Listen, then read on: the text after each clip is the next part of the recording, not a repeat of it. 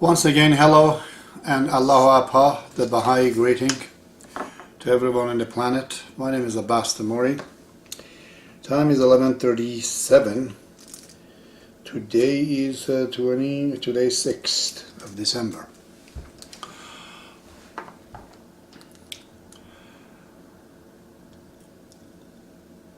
Well, if you notice this, I had an angiogram into my heart to find out if I have any problem with the cholesterol.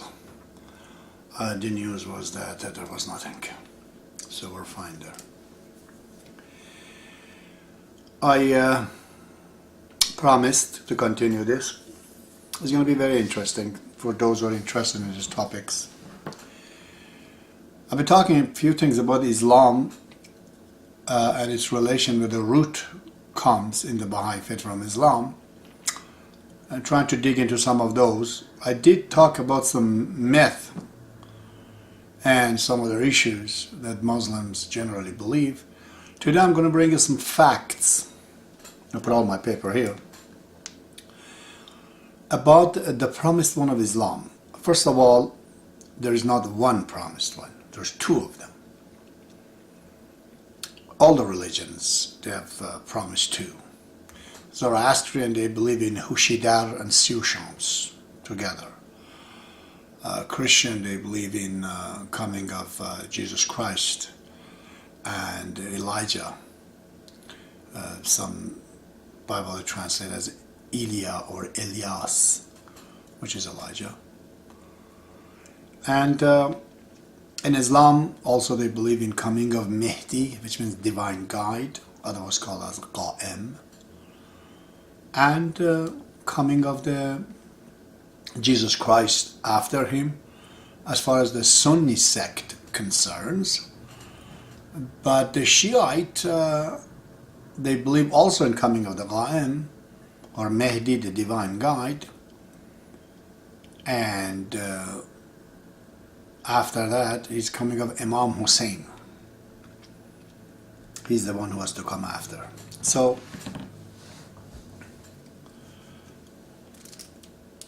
who is he? It's everywhere in many traditions. I bring one of them, for example, in one of the Sunni book called Sunan Abu Dawud, in page 368. It says, Al-Mihdi min itrati min awlad al-Fatimah. Mihdi is from my descendant, from the children of Fatima, his daughter, Prophet's daughter. So the fact number one about Mahdi is that he is known as Sayyid, which means a descendant of the Muhammad, and he is from the children of Fatima, his daughter. Sunni and Shiites, they both agree in that. But when we come to Mehdi in Islam, he actually does not have a name. He's known by his titles. There are many titles to him. They call him Mehdi, the divine guide, very famous. The next very famous title is Qa'im, the resurrector. And they call him, very famously right now in Iran, Sahib al-Zaman, the Lord of Age, Wali Asr, the guardian of the time, and a bunch of others. But funny that it does not have an actual name. This ought to tell you that if this child was born, as Shiites in Iran believe, he should have a name. Is there any father, especially to the rank of Imam, that has a child without name? Is that possible? That's a hint. So we know him as to have the title Mehdi and Qa'im, the two famous ones, Sahib al-Zaman, Wali Asr, and so on. But when it comes to Jesus Christ, there's no doubt. He is Jesus as is known by the Sunni, the same Jesus as in the Christianity, and by the Shiite Imam Hussein, which is the third successor of Muhammad. Again, this individuals have been existing before and they're supposed to return. But in the case of Mahdi, it seems that he must not have an existence because he does not have a name. The best known, called the closest that you can get to identify him, is called Hujjat ibn al-Hasan. Hujjat means proof, means reason. The reason, son of Hassan, which is supposed to be the 11th Imam. Identify the father, but the actual name. The fact that there is Prophet Muhammad, and then there is Mehdi, and then there is Jesus, it is again a tradition of Muhammad. It is in Baha'i Anwar, volume 36 and 51. In volume 36, page 368, in volume 51, page 85. The Prophet of God says, Ana awwaluha, I am the first of it. Wal Mehdi wasatuha, Mehdi, the divine is in the middle. Wal Masih akhiruha. Masih means Messiah, Jesus, at the end of it.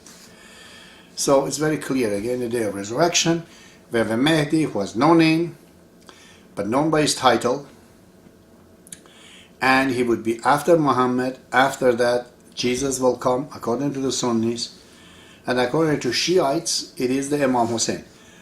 Going back to Shiites, which they call about Imam Hussein, again, it is in the Baha'i Anwar, which means the Ocean of Splendor, volume 53, page 103. And in there, it's a tradition. He says that the Qa'im, which is the resurrector, will give his ring, the seal, to Imam Hussein. And then he will die. And then Imam Hussein will bury him. He will do the funeral ceremony to bury the Qa'im. This Qa'im is supposed to live anywhere between 5 to 9 years. 5 years, 7 years, or 9 years. That's all. And the duration of his realm time is only 19 years. Again, it's all in all the Hadith books.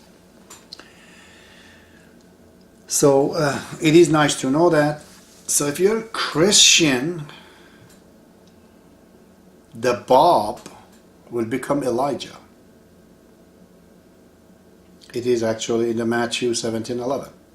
And Jesus answered and said unto them, Elias, Elijah. In this translation it says Elias.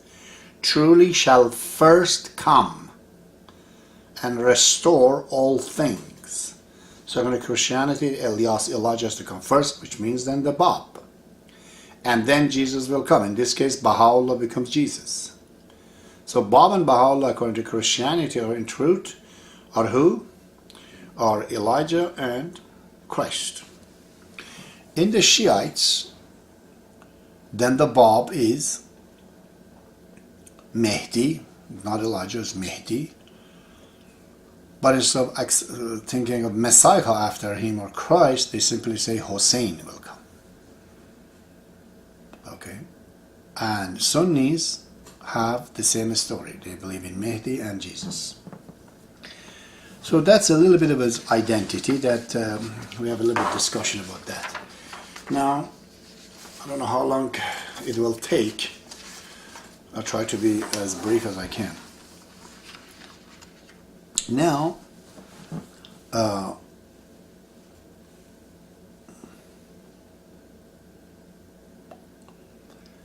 this day of resurrections, or Qiyamah, as I said, it is in the Baha'i Anwar again, volume 51, page 65.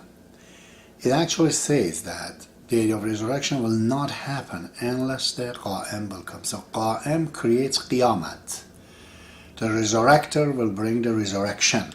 Okay, these two, his coming itself is the event of the day of resurrection. It is his event when it comes. But then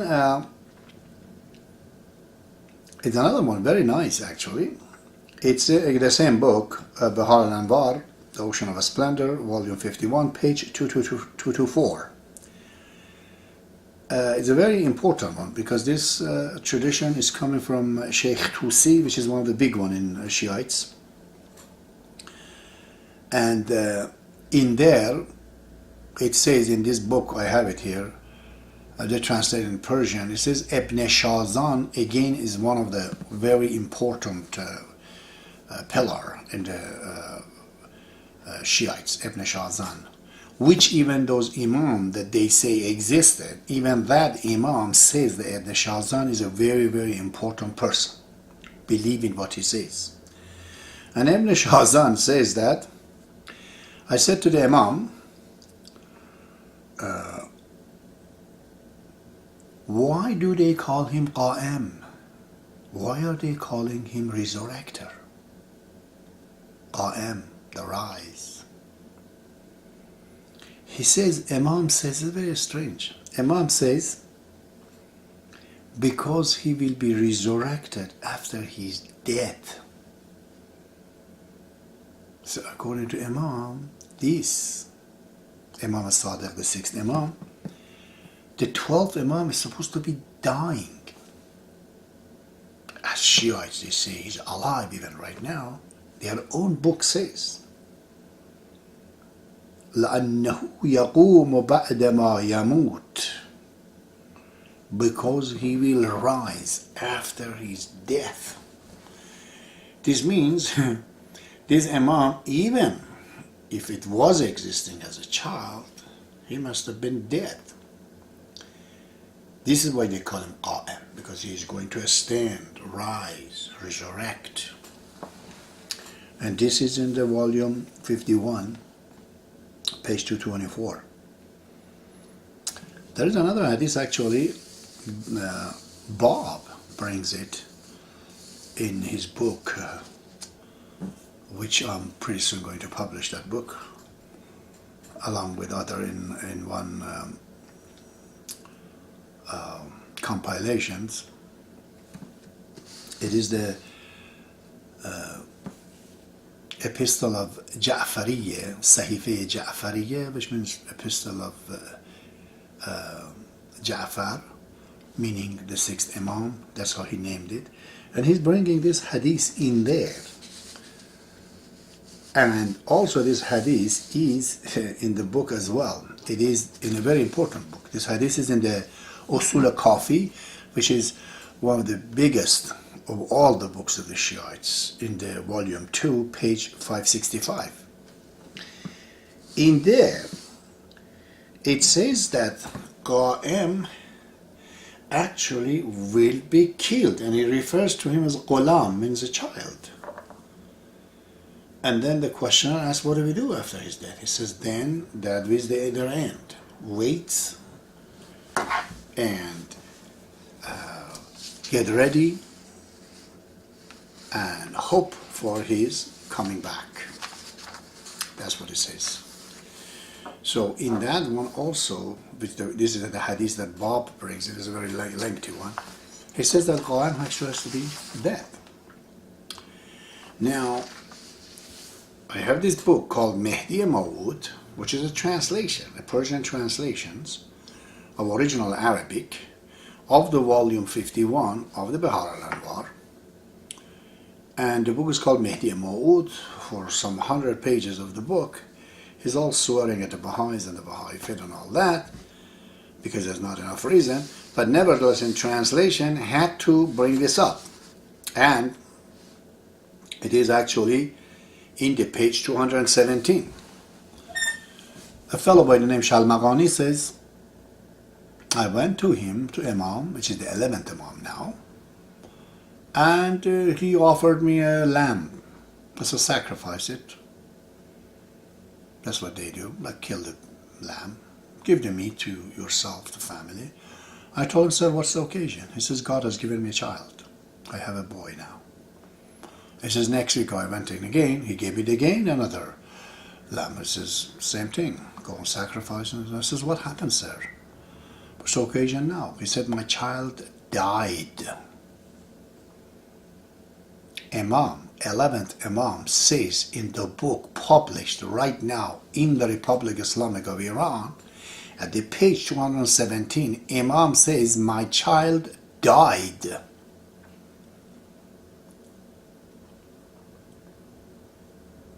So, what can we say? The Baha'is do not want to actually make a mockery of this belief of the Shiites, that they believe their Imam is 1100 years now, 1400 years are still alive. We're not actually saying that. 1200 years this Imam is still alive, they say it's all over and they're waiting for him. But the book says he's dead. In 3 places. Ibn Shahzan said he actually has to die and then rise. This is why it's called Qa'im. In Usul al-Kafi says that boy, the Qa'im, will be killed. In the page 217 of Mahdi Ma'ud, Imam says, my child died. But add to the barrage of this ideas that it's crazy why Muslims, they're insisting that this Imam is actually alive. It is again in the Usul al-Kafi, there's a book called, there are 6-7 volumes, and one of the volumes is called Kitab al-Hujjat, the book of Hujjat, which is a reference. Hujjat means also Qa'im. In there, it says the 11th Imam was kept in the military compound. That is what they call him Askari.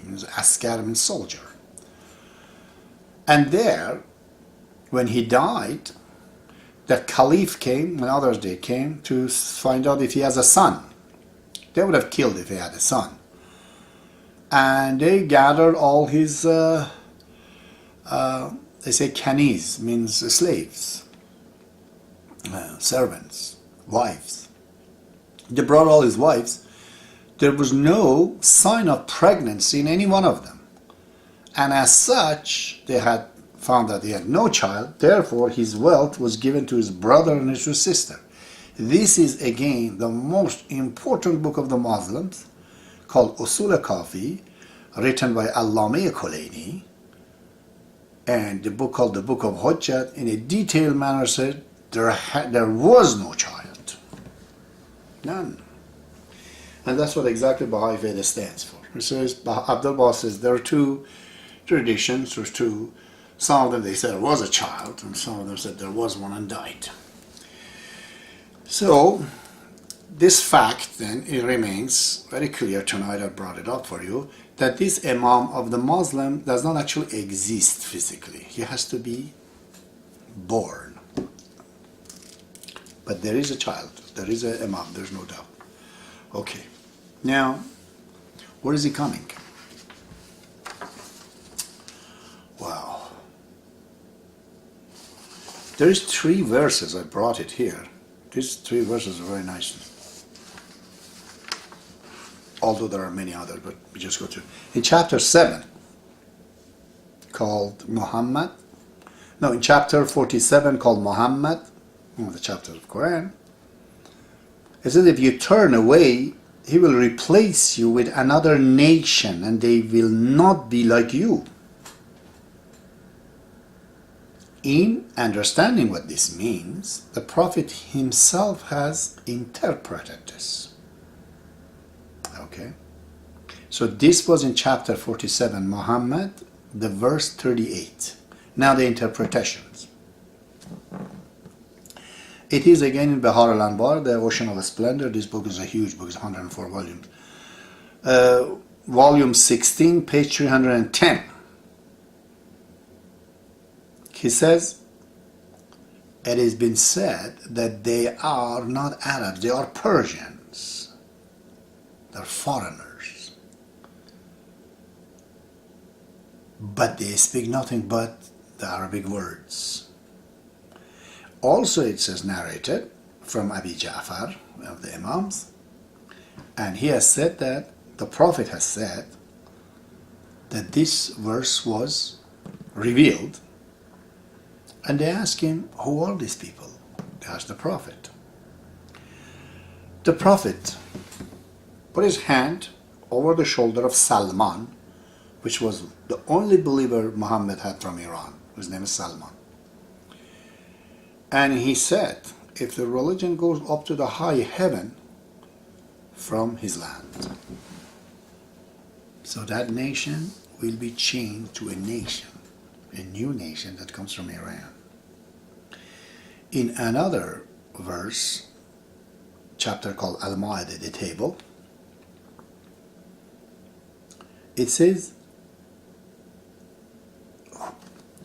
whosoever of you turn from his religion, Allah will bring a nation whom he loves, and they love him, humble towards the believers and stern towards the unbelievers, striving for the path of Allah and fearless of anyone's blame. This is in the book called Mizan al-Hikmat, volume 3, page 2391. Again they ask the Prophet, who are these people that God says if we turn away from the faith and broke our covenant, God will bring a nation that he loves them and they love him? Again he says the Prophet put his hand over the shoulder of Salman. He said him and his people. And if their religion goes up to high heaven, the people from Persia, they bring it up. And the third one is in the chapter 62, Al-Jum'ah, verses 3, together with others who have not as yet joined them. He is the Almighty. So he's talking about another nation that has not joined them yet. This is in the book Mu'jam al-Ahadith al-Imam al-Mahdi, volume 1, page 374. This actually is a hadith, a very important one, because all the Sunni books, they have narrated it. It's called Muttafaqun alayh. Means everyone agreed upon this one. And again, Abu Hurairah, there was a one-eyed man with a cat. That's what they call him, Abu Hurairah. And he has written a lot of, memorized probably, a lot of these hadiths of Muhammad. And Sunnis is one of the big sources of Sunnis. It says that this verses was revealed in the chapter of Jum'ah. Came to this verse, وَآخَرِينَ مِنْهُمْ لَمَّا يَلْحَقُوا بِهِمْ, and the next one that will join them. They ask him once, twice, 3 times. He says, and within us there was Salman Farsi, the Salman of the Persia. And he put his hand over his shoulder, and he said, from his land. Now, some of the Muslims, they say that, well, because there were so many Persians, great scholars, these are a reference to them. Well, that means then, based on this first and the second verse, all other Muslims must be leaving the religion of God. They're not then Muslims, because the condition of them coming is that they all of you have to be murtad, which means breaking the covenant, and you're no longer Muslims. This is why God will bring a new nation. That means every other nations except Persians are not Muslim anymore. Because if you say that's what them, which is not the fact. And Imam Ali, they ask him also, who are these people? He clearly says, Hum ashab al-Qa'im. They are, he says, the company of the Qa'im. They're the disciples of the company of the Qa'im.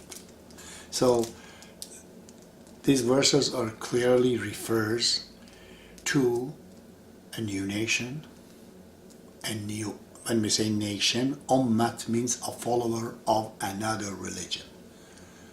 That's what ummat means in Quran. We translate as nation. We mean the ummat of Isa, nation of Jesus, or ummat of Musa, nation of Moses, or ummat of Muhammad, which is the nation of Muhammad. It's talking about a new ummat coming, which means a new religion, new followers. The matter is very clear again. Okay, let's see. I can find something here.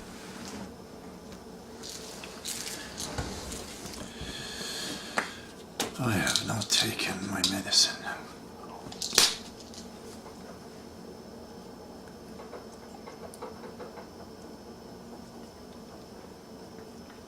Acid. We have many other verses that complies with the fact that the next religion of God will appear from Iran. Muslim, many of them. It refers to different cities in Iran, like Azerbaijan. There's one in Mishkat Sharif, the book called Mishkat Sharif 623. It says whenever you see the black flag coming from Khorasan, which is the province in Iran, join them because the Mihdi is amongst them. So again, Mihdi is supposed to come from the Khorasan, which is west of Iran. And this coincides also with whatever we have in the Bible. Jeremiah 49:38, and I will set my throne in Elam.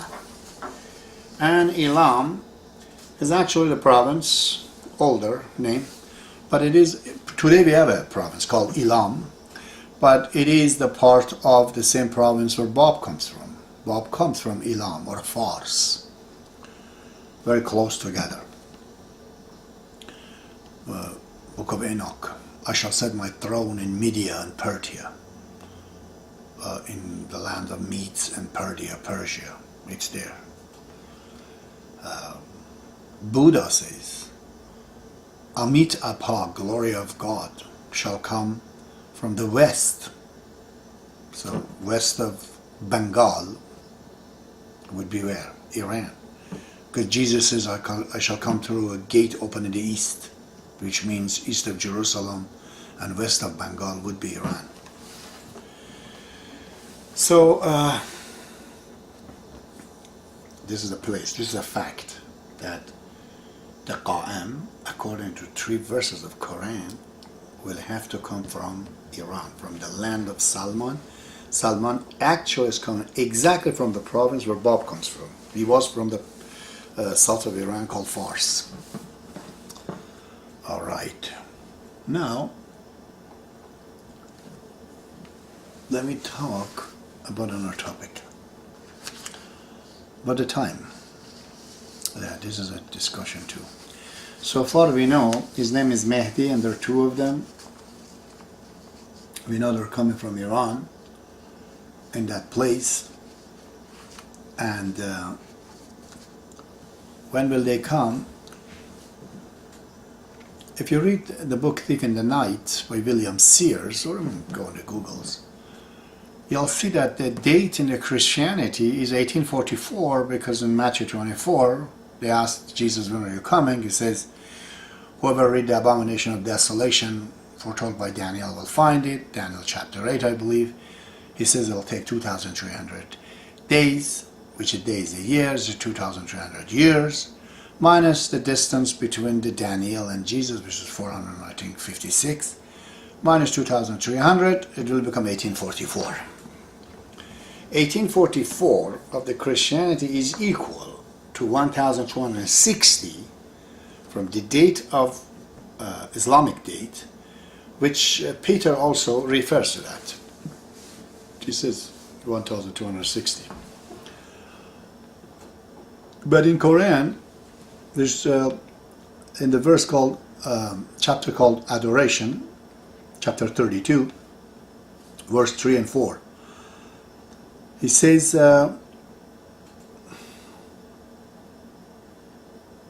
it was Allah who in 6 days created the heaven and the earth and all that is in between, and then we will have to be on the throne.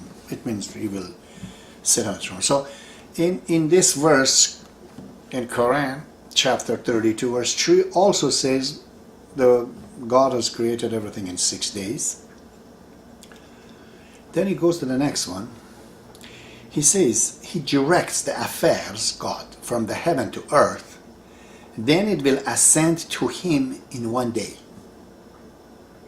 a day whose value is 1,000 years by your reckoning. So, God created in 6 days. He says He will direct affairs, which is Islam. The word Amr has 2 plural.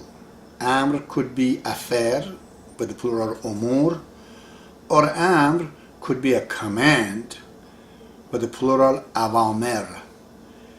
Muslims insist to say this Amr means affair. Take it as the word affair and not command. So the affair of God, what is the affair of God that we know of? It's Islam. It's His religion. That's His affair. Muhammad is the affair of God.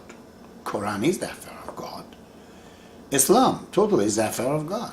This, he says, directs it from the heaven to the earth, and it'll go back in one day. It'll take only one day. Comes out and go back. But that day is the day of God. The day of God is equal to 1,000 years.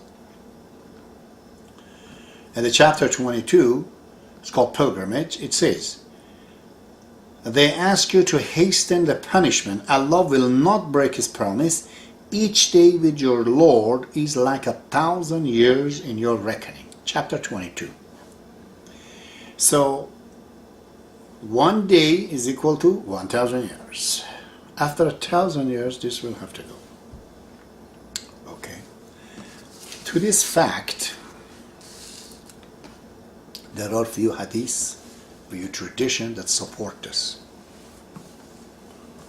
One of them actually is a recent book. It says Al-Imam Al-Thaniya wal-Ashar, the 12th Imam, that's the name of the book, page 42. Sayyid Muhammad Sayyid Musavi has written this book. And it says, we're promised by the Prophet of God that his ummat, means his nation, his followers, his religion, to his word, if they are good, behaving well, salih, it will take only one day. وَإِن fasadat, he says, and if they're corrupted, there will be only half a day. Then it says, يَأْنِي مِنَ أَيَّامِ الرَّبِّ, that is from the day of God. As he says, إِنَّ يَوْمَ عِنْدَ رَبِّكَ كَالْفَسَنَةً مِمَّا تَعُدُّونَ, which a day of God unto you is 1,000 years. So, the Prophet of God says, if my nations, or Islam, my followers, are good, I'll take a day. If they get corrupted, half a day. A day is 1,000. Gets corrupted, it's half a day. This half a day is a big issue. The famous Rumi, when his father brought him all the way up from Afghanistan, past Iran, took him to Turkey today, he always wanted to know what's happening. Because those days was half a day past almost. And there were a lot of things happening those days, including the Mongols. They all attacked Iran completely. And there was a big guy, this Ismailis that you know, one of their big leaders those days. He claimed that he's the promised one. And he has come to save Iran. But actually Mongols finished him too. I couldn't understand. However, Rumi didn't know what's going on. Once he saw Shams, which was his spiritual leader, a special man, just for him, he told him that you're going to write a book that it will extend Islam another 500 years. That's the significance of the Rumi coming from Afghanistan all the way past Iran to Turkey, because God wanted to save him from the Mongols' horde. They didn't get there, I guess, to that point at that time.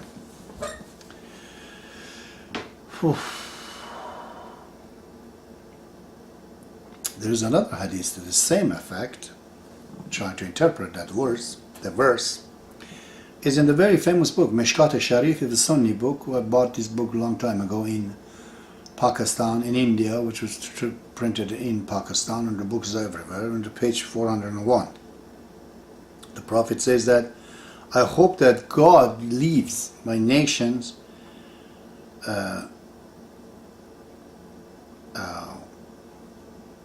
at least half a day. And I ask, what is the half a day? And he says that 500 سنة, 500 years. So again, we know that one day is 500 years, 1000, half of it is 500. And we know that verse, God sends his affair up to them. This is a reference to that verse, clearly the interpretation of it, which is refers to the timing of Islam. Okay. Then there's another one. In book Tafsir Futuhat Ilahiyye, page 411, it says in that book, the Prophet of God was came to be a prophet at 6,000 years, and the reasons that his nations, his ummat, will go over 1,000, a little bit more than 1,000, and less than 500,000 years. Okay.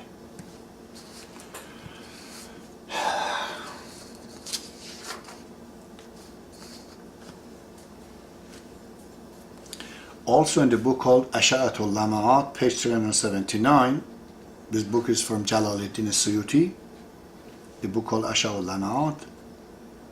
He says that all the knowledgeable people at the time, they've given a fatwa that in 1,000 years, in the 10th decade, it says, everything will become clear. And the Imam will appear. The day of resurrection will occur. So, we have 1,000, and I mentioned 1,260.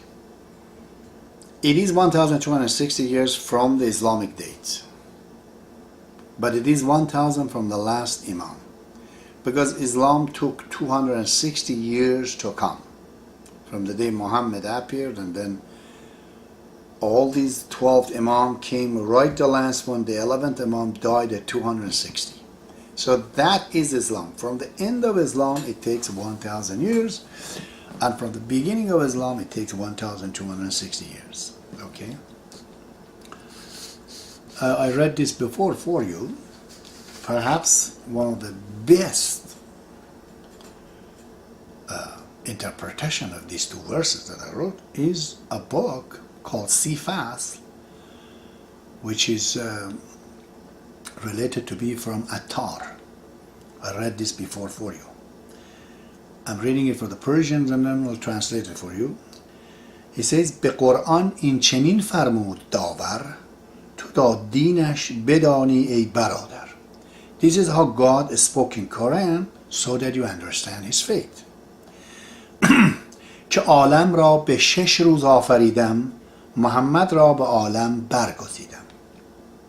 That I created the world in 6 days and I put Muhammad on the top of it.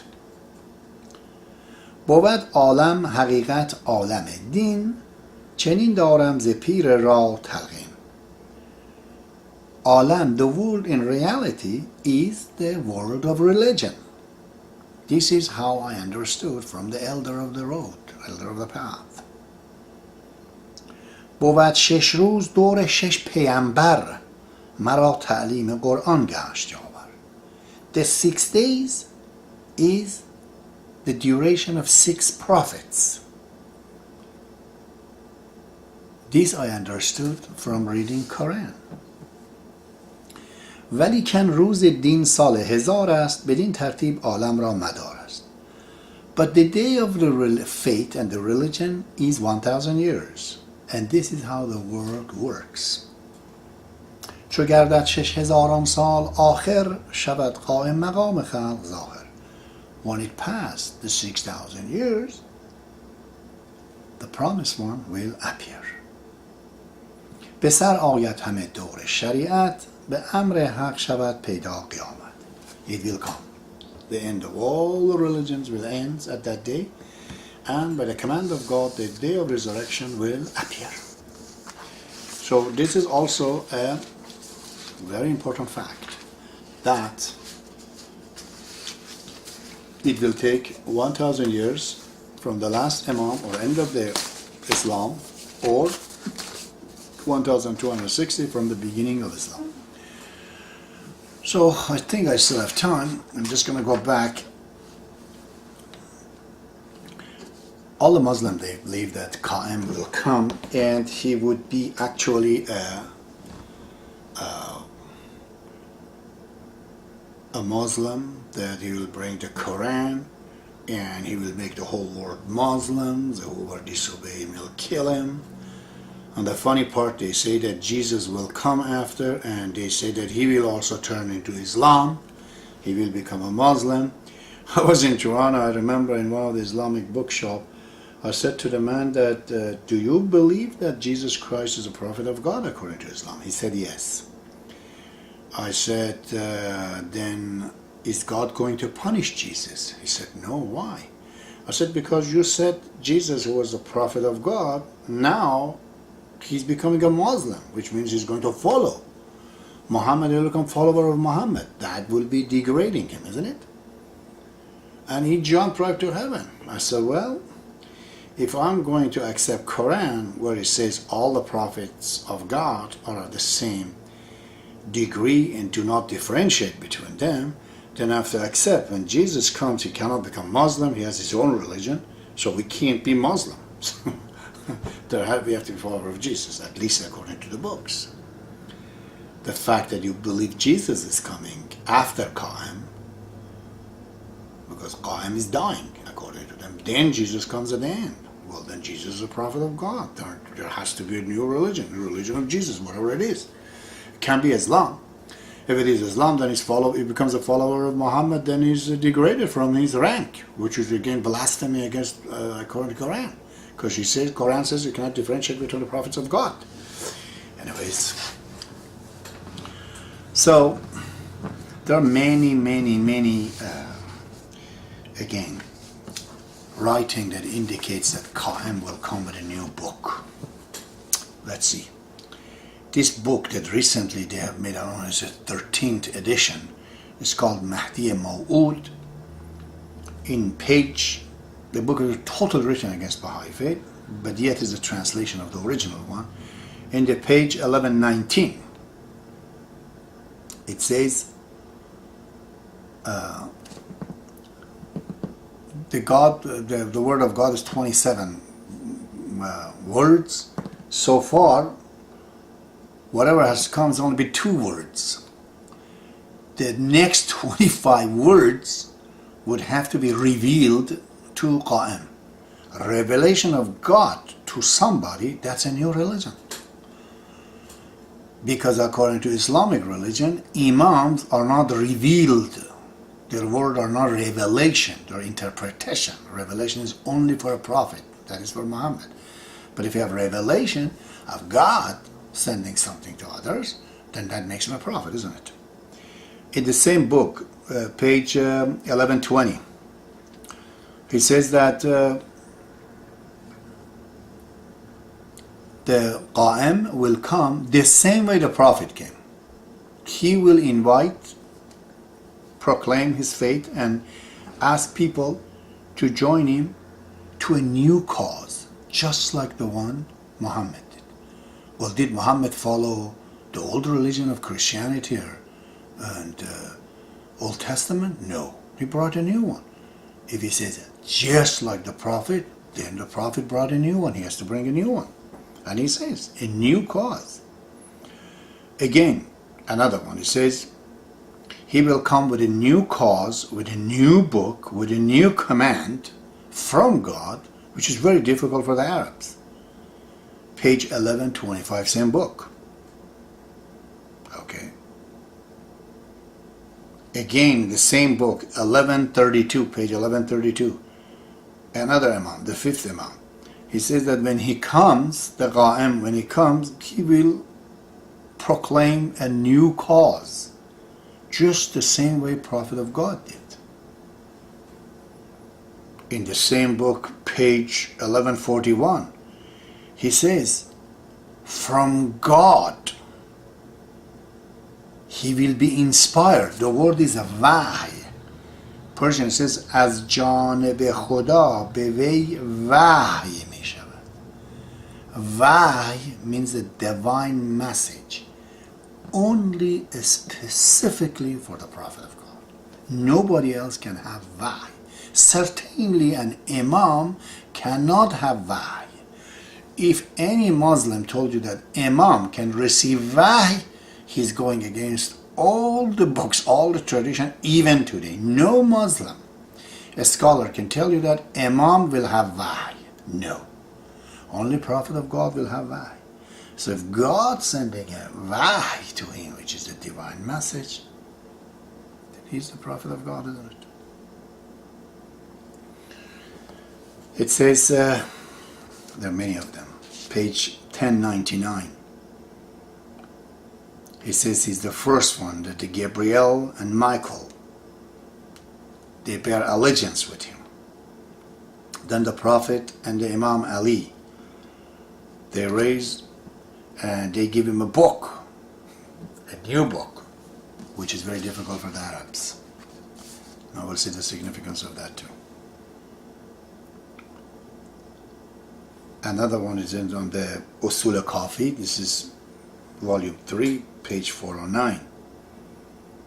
He says, tell me of those 8 words that has been revealed, but 4 of them still has not been revealed, and it's in the heaven. Who is going these 4 letters, these 4 words that are in the heaven? 4 of it has been revealed. Probably is a reference to the book of Quran, Bible, the book of Moses, and maybe another book. But he says 4 of them has been revealed. 4 of them has not been revealed. Who's going to be revealed to? They ask him, Imam. And he says,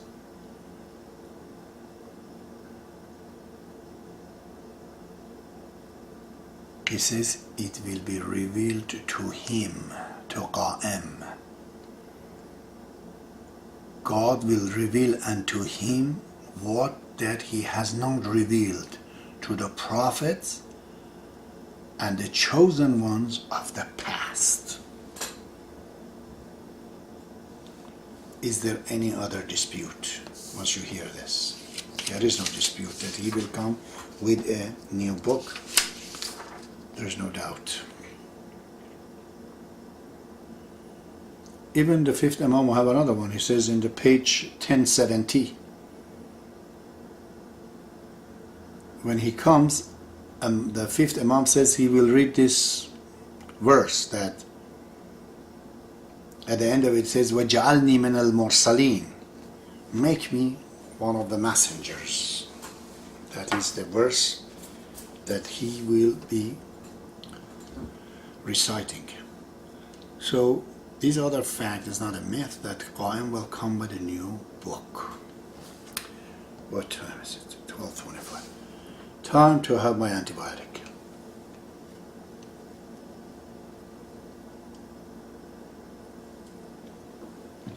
I should take it with water, I didn't. This last topic is very important. Let's discuss this too. One of the major difficulty for the Muslims right now in not believing the Bab, which I'm going to bring this up for you, is that they say it's written all over the book, even in Christianity. But the promised one will come. He will bring justice to the world. The justice, the transgression and the tyranny that exists all over the world. How could you say Bab is that promised one? But there's so much injustice in the world. Okay. This is one of their main difficulty.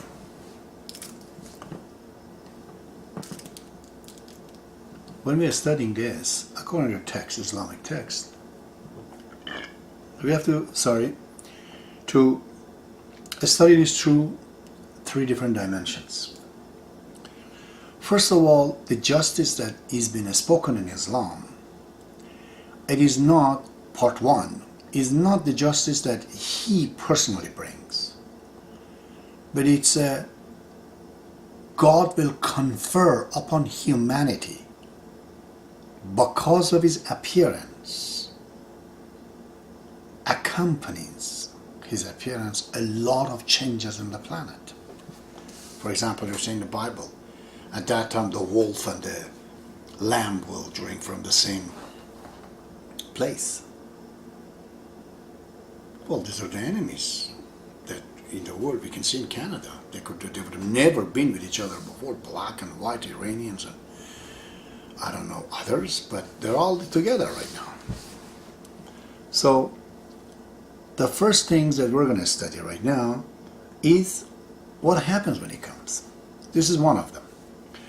In Baha'u'llah, the Oceans of the Splendors,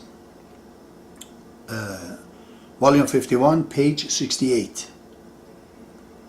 Prophet says, when he comes, the earth shall bring up all his important and values for him, and the wealth will increase that you become countless, that you cannot even count the wealth. Isn't that already has happened already? Who knew of oil? Who knew of all these so many elements, from uranium to anything else? These are the valuable parts of the earth that is coming up for the Gha'im. It has happened. Look at the wealth of the planet now from before. It's incredible. Okay. Then he says, Prophet of God says, at the time of Mihdi, they have so much offerings, so many bounties that comes to the people that they have never had it before. Even the heaven will have more rains. And there is new plants even here. Who could have imagined in Canada, I don't know, 100 years ago to have banana? The banana here in Canada, not because the way it is, everything is not possible.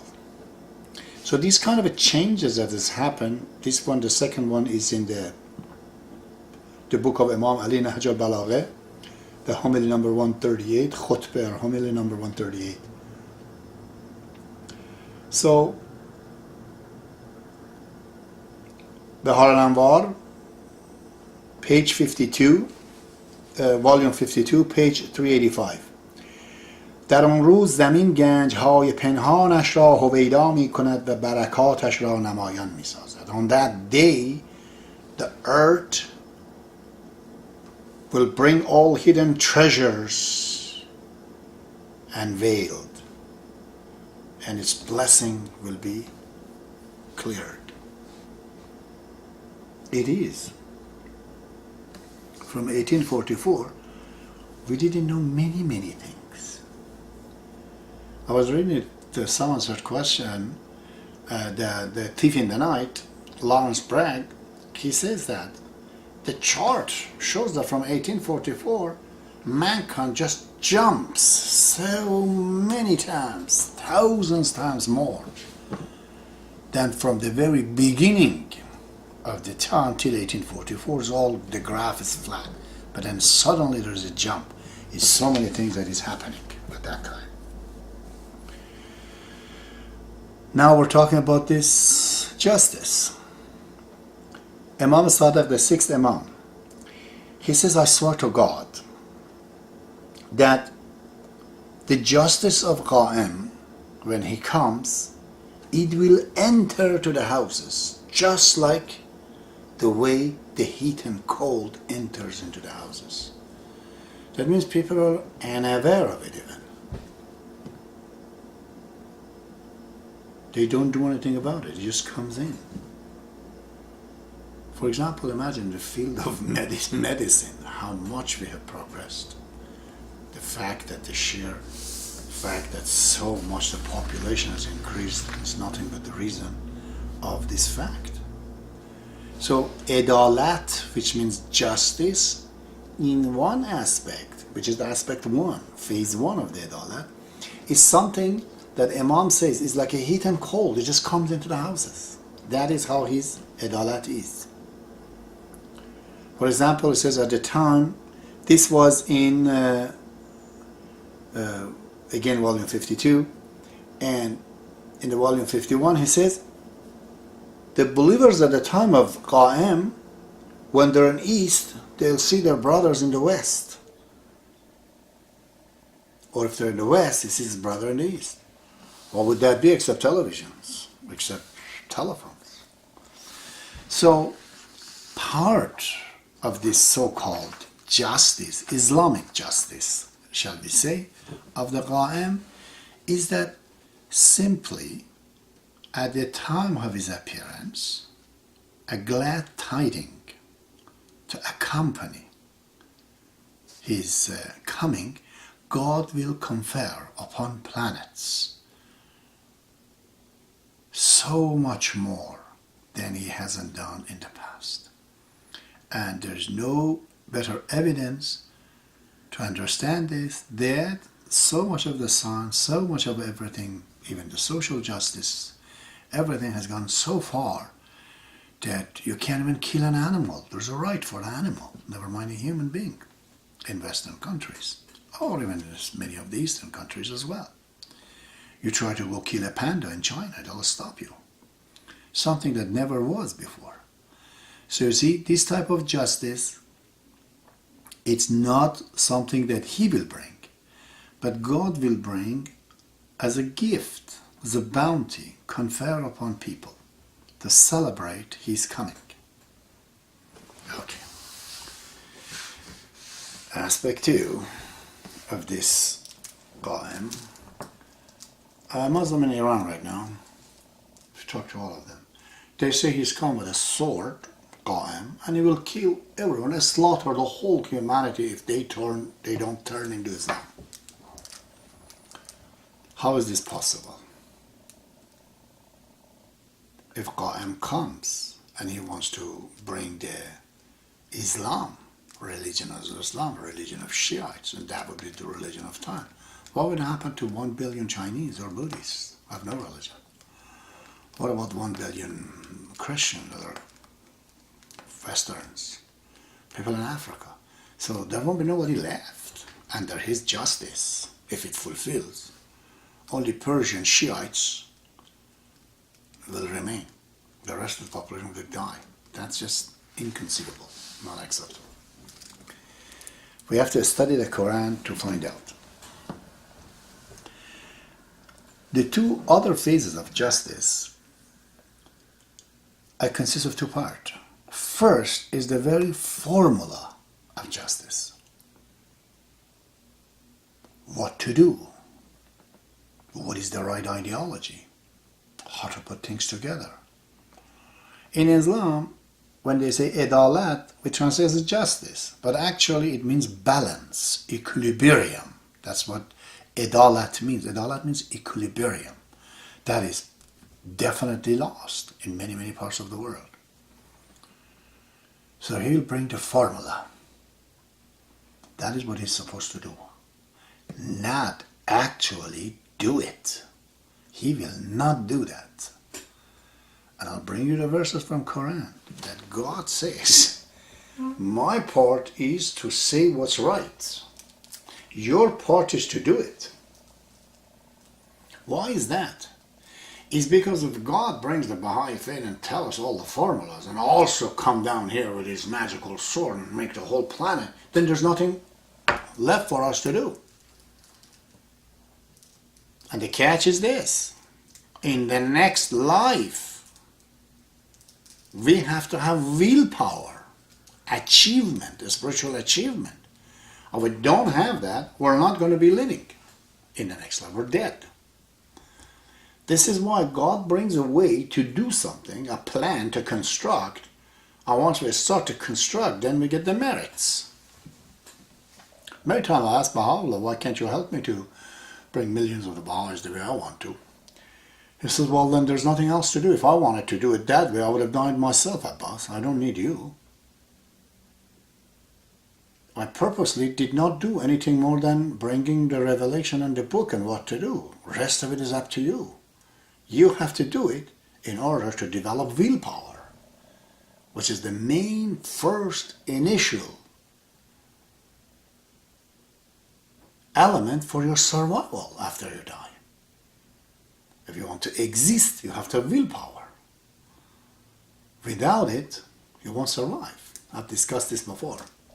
So, to that effect, see, chapter 57 in Quran, verse 25. God says, we have sent our messengers with proofs and sent with them the books and the scales, so that people, very important, please listen, that people might establish the scale of justice. People have to establish the scales of the justice. Arabic, إنا أرسلنا رسلنا بالبينات وأنزلنا معهم الكتاب والميزان ليقوم الناس بالقسط وأنزلنا الحديد فيه بأس شديد ليقوم الناس بالقسط ليقوم الناس, that people rise to establish the justice. This is it. Quran says that. We have sent the book, the proofs, the reasons for what? So we, the people, have to bring that justice. God is not going to bring it. God only brings the proofs. This is the verse of Quran. And to that effect, this justice as such is not specific to the promised one. It's all in Quran. There's here in, again, Baha'u'llah, volume 24, page 292. لم يبعث الله نبيا قط إلا بالبر والعدل. God has not brought any prophet except to create the goodness and justice. All the prophets, the message is the message of the justice. Imam Ali in Nahj al-Balagha, main book, in Khutbah, homily 138, he says, he shall show you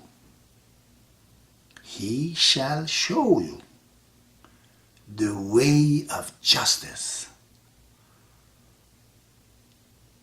This is it. Imam Ali says he will tell you what the justice is. Again, the formula will have to come by Imam. Not what these people are talking about. Let's see what else. The same effects in Yunus, chapter 10, it says, every nation has its messengers. Then, when their messengers comes, the matter is justly decided between them. They're not wronged. So every messenger is to bring justice, of course. Another one, Imam Sadiq, Kashf al-Ghamma, page, the volume 2, page 464. Imam Sadiq is in Persian translation. ای مفضل به خدا سوگند که از میان ملت‌ها و ادیان اختلاف برداشته می شود و کل دین یکی می باشد. My goodness. Imam says to Mufazzal, is one of his companion. He says, I swear to God that the differences between the nations and the religions will be taken away. Well, isn't that the message of Baha'u'llah? This is the main message of Baha'u'llah. The unity. All the foundation of all the religion is one. No prejudice of any kind. So this justice then has been very well established.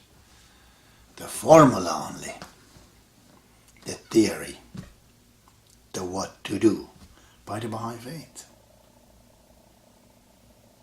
I was amazed as a child when I read this in Iran. I said, my God, if the government knows Abdu'l talks like that, they're going to come and arrest us. See what Abdu'l says? When in the United States in 1912, he said to the American people, this is in the book called Baha'u'llah New Era, Baha'i book. Abdu'l says to American, between 1860 and 1865, you did a wonderful things. I'm going to take on that word, wonderful things. You abolished chattel slavery, but today you must do a much more wonderful things. For some reason I don't have the rest of it, but he says the industrial slavery. You have to get rid of that, he says. Industrial slavery. It's been recognized by Abdu'l. That when we work someplace 8 to 5, we are a slave. Because we can't move. You have to be there. He wants this to be done in a way that all the workers, partially at least, they own the company. So they feel they're working for themselves. He says that in a book, Some Answered Question. You have to read that. But the slavery, to abolish the slavery by the Abraham Lincoln, it has been recognized by Abdu'l, one of the most wonderful things. See, when it comes to the establishing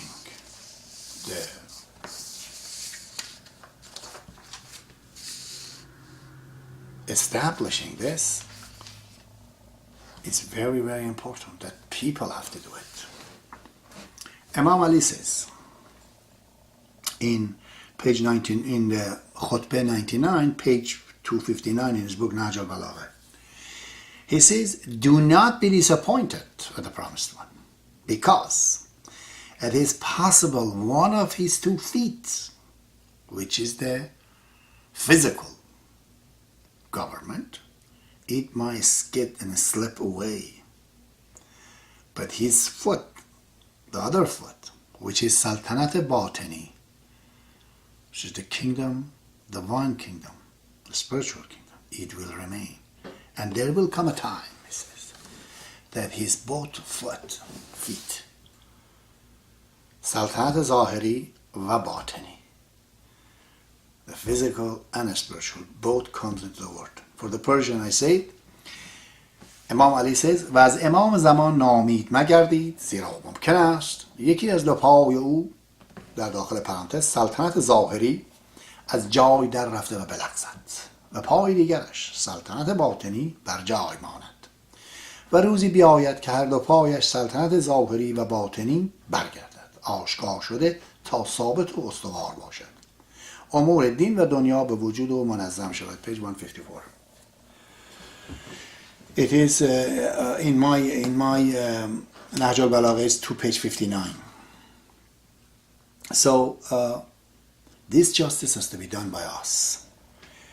In the chapter 4, the women in the Quran, believer, be maintainer of justice and witness for Allah, even though it is against yourself, your parents, or your kinsman, whether he is rich or poor. God says in the Quran, we have to bring the justice no matter what. Chapter 7, Al-A'raf. Say, my Lord ordered justice. Turn your faces to him in every place of prayer and supplicate to him. Now, the final word is this, that definitely the part of the revelation of the Baha'i faith, which is only responsible for bringing the formula of the justice. Baha'u'llah has created this world order of Baha'u'llah. And that is all for the spiritual affair. We have in the Baha'i writings, Shoghi Effendi, he's talking about Hukumat Baha'i, Baha'i government. That is not universal laws of justice or universal laws of guardianship or even the world order of Baha'u'llah as you know it. Baha'i government is a different thing. It is a Baha'i government where a non-Baha'i could actually run it. The very Baha'is, they might elect a non-Baha'i to be the leader, the president, whatever of the country where the Baha'i government is established.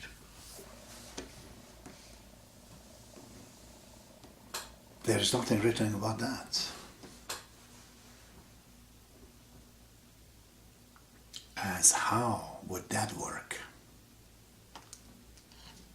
This is a very strange topic, brothers and sisters. I'm going to be telling you, you're going to get flabbergasted what you're going to hear from me. I am the elder of Baha'u'llah. Doesn't matter what you think right now, but what I say today and what I've said, it will become like still. Everyone will accept it. As soon as I die and I join the legends, and these people that they don't see me, they die, and then the new generation will come and they will see. Well, this is the reason I'm going to talk about it. For this part, the Bab had 4 people.